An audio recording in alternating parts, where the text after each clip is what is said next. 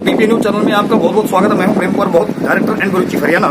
साथियों, जैसे कि हर प्रकार की खबरों से आपको अवगत कराते रहते हैं, चाहे वो सामाजिक लेवल की हो, एजुकेशन लेवल की हो, क्राइम लेवल की हो, राजनीतिक लेवल की हो या कोई धार्मिक लेवल की हो। आज हम पहुंचे हैं गांव रामपुरा, जो भिवाड़ी के बिल्कुल टच में है। और साथी चाहूंगा एक बार दिखाएंगे, यहाँ पर mother's pride school English medium CBSE play group 2 8th class लड़कियों के एडमिशन पर स्पेशल छूट। यहाँ की जो संचालिका है वो है मैडम नीलम ठाकुर जी। और नीलम ठाकुर जी की भी अपने आप में एक इतिहास रहा है। एक स्ट्रगल भरी लाइफ उन्होंने जी है, और लेकिन वो उसके हस्बैंड ने उनको बहुत सपोर्ट किया। और शादी के बाद जब 2 बच्चे हो गए, तब उनके बाद में मैडम ने स्नातकोत्तर की डिग्री प्राप्त की। और आज हम जानना चाहेंगे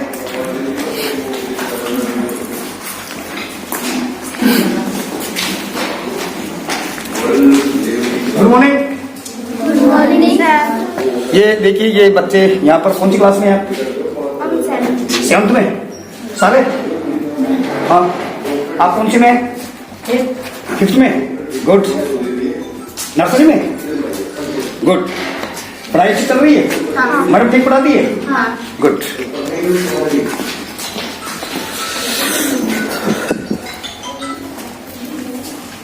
तो अभी हम पहुंचे हैं यहाँ नीलम ठाकुर जी, जो इस स्कूल की संचालिका हैं। आज हम उनसे जानना चाहेंगे कि इस स्कूल खोलने की कब आपको प्रेरणा मिली और किन किन लोगों ने आपको सपोर्ट किया। मैडम जी कैसे हैं? बहुत बढ़िया हूँ सर। सबसे पहले तो बीपीए न्यूज चैनल पर जुड़ने के लिए नीलम जी हम आपको मुबारकबाद देते हैं। और संविधान दिवस की और नव वर्ष 2021 आपका मंगलमय हो। और आपका स्कूल अभी कितने तक का? 8 तक का है? 12 तक का है? 12 तक का है। तो बहुत जल्दी ये यूनिवर्सिटी में तब्दील हो जाए, ऐसी हम दुआ करते हैं बाबा साहेब से। तो और बताइए मैडम, क्या क्या दिक्कतों का सामना आया आपके सामने जब आपने इस लाइन को शुरू किया? देखिए सर, कोई भी काम करने से पहले संघर्ष का सामना तो करना ही पड़ता है। संघर्ष तो बहुत आए जी, लेकिन मैं कभी हार नहीं मानी। मैंने सोचा, पहले ये काम किया, इतने बड़े संघर्ष थे, जब उससे आगे आ गई तो ये संघर्ष तो मेरे लिए कुछ भी नहीं है। मैं इसको भी पार कर सकती हूँ। बहुत बढ़िया, बहुत बढ़िया। ये सोचकर मैं आगे बढ़ती गई। और इसके लिए मेरे पास जो स्टाफ थे जी, उन्होंने भी मेरा बहुत सपोर्ट किया। वो मेरी प्रॉब्लम को समझे और मेरे साथ हमेशा कदम से कदम मिलाके चले, तब मैं यहाँ तक पहुँची। तो इसमें नीलम जी, मैं एक देखिए, भाई इंडिविजुअल लाइफ की बात होती है। और यहाँ पे बुजुर्गों ने या पूर्वजों ने या जो हमारे जो पूर्वज जो सोचते थे 15 साल की लड़की की शादी कर दी, 12 साल की लड़की की शादी कर दी, ऐसा कुछ आपके साथ भी हुआ है? जी सर, हुआ है। वो थोड़ा बताइए हमारे दर्शकों को। एक्चुअली क्या है ना, हमारे दादाजी थे, वो गवर्नमेंट टीचर थे जी। और हमारी जो फैमिली थी वो बहुत बड़ी थी। मेरे पापा 6 भाई थे और 1 बहन थे जी। तो सबकी शादी छोटी छोटी उम्र में भी उनकी भी हो गई थी। दादाजी ने हमारे कर दी थी। तो हम चाचा ताऊ लगा के 11 बहन थे जी। तो हमारे दादाजी बोले, जब मैं 11 बालिकाओं की शादी कर दूंगा तब मैं मतलब मोक्ष को प्राप्त होऊंगा। Yes yes yes. तो शादी तो हुई, सबसे पहले मेरी ताई की लड़की की हुई। उसके बाद दादाजी ने सोचा कि सब तो कोई गो दान करते हैं, कोई कुछ दान करते हैं, स्वर्ण दान, तरह तरह के दान करते हैं। तो मैं कन्या दान करूंगा। भगवान ने मुझे कन्या कितनी दी है, तो मैं कन्या दान करूंगा। तो उन्होंने मेरी शादी की, मेरा कन्यादान किया। 9 देवियों की जगह 11 देवियां हो गई आप। तो मेरा कन्यादान किया और मेरी शादी 9 साल की उम्र में कराई। शादी हो गई सर, गुड्डे गुड्डी का खेल समझ के मैं बहुत खुश थी। उस वक्त मैं शायद 7th या 6th में पढ़ रही थी जी। फिर सर 5 साल के बाद मेरा गौना दिया गया। उस वक्त मेरी शादी 14 साल की थी। इस प्रसन्न है, आजकल कहते हैं कि मतलब मैच्योरिटी नहीं होती और सामंजस्य नहीं बैठता, गृहस्थी नहीं चलती, लेकिन हमारी अब तक गृहस्थी बहुत अच्छी चल रही है। बहुत अच्छी बात है। हाँ, एक दूसरे को समझते हैं। पहले मैं तो छोटी थी और मैं ये बोलूंगी कि मेरे हस्बैंड ने मुझे समझा। मैं 14 साल की उम्र में भी आई थी तो बचपना ही था, सोचने समझने की शक्ति नहीं थी। फिर यहाँ मैं दिल्ली आई थी शादी करके। मैं 2 साल दिल्ली में रही हूँ। उसके बाद मैं भिवाड़ी आई। ओके। तो 15 साल में मुझे मेरा बड़ा वाला लड़का हो चुका था। और जब मैं भिवाड़ी आई तो बच्चों में घर गृहस्थी में उलझ के रह गई, सपने सारे खत्म हो गए। मैं डॉक्टर या फिर टीचर बनना चाहती थी। तो 17 इयर्स की एज में जय ठाकुर जी हो चुके थे आपके पास? हाँ जी, राज सोहन ठाकुर हो हाँ। चुके थे। और 6 साल के बाद मुझे दूसरा लड़का हुआ, जय सोहन ठाकुर। गुड। 2 लड़के हुए।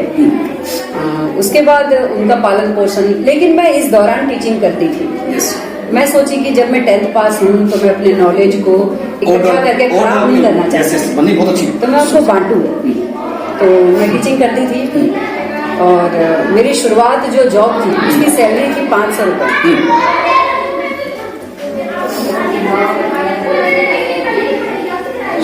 Continuous start.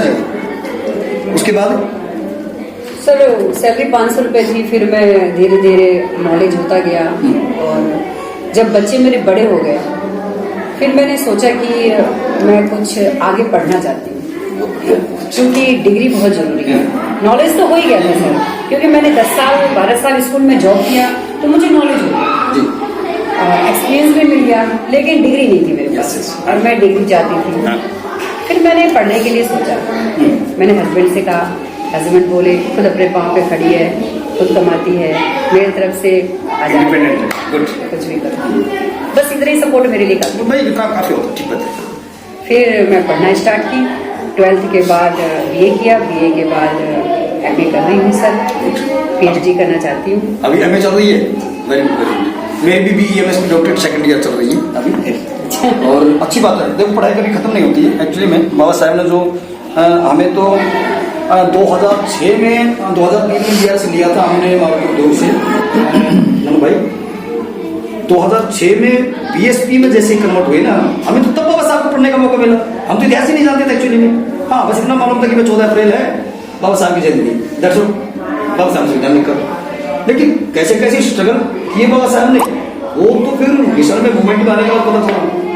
तो मैं भी इसके साथ में यहाँ पे युवा एकता टीम में भी काम कर रही है, तो कैसा फील होता है युवा एकता टीम के साथ में जब आप काम करते हैं? सर मैं इससे पहले एक बात बताना चाहूंगी। मैं 6 साल से जैसे समाज सेवा में, समाज सेवा तो हालांकि मैं शुरू से कर रही हूँ, लेकिन मैं संगठन से, संस्था से मैं 6 साल से जुड़ी। सेवा भारती है, पूर्वांचल ग्रामीण समाज है, जहाँ मैं कुछ सेवा का भाव देखती हूँ, मैं वहाँ जुड़ना पसंद करती हूँ। तो मैं इतने सारे संस्थाओं से जुड़ी, लेकिन मुझे वो उल्लास और वो काम करने की इच्छा पसंद नहीं हुई जितना मुझे युवा एकता टीम में। ये एक बहुत बड़ी अचीवमेंट है।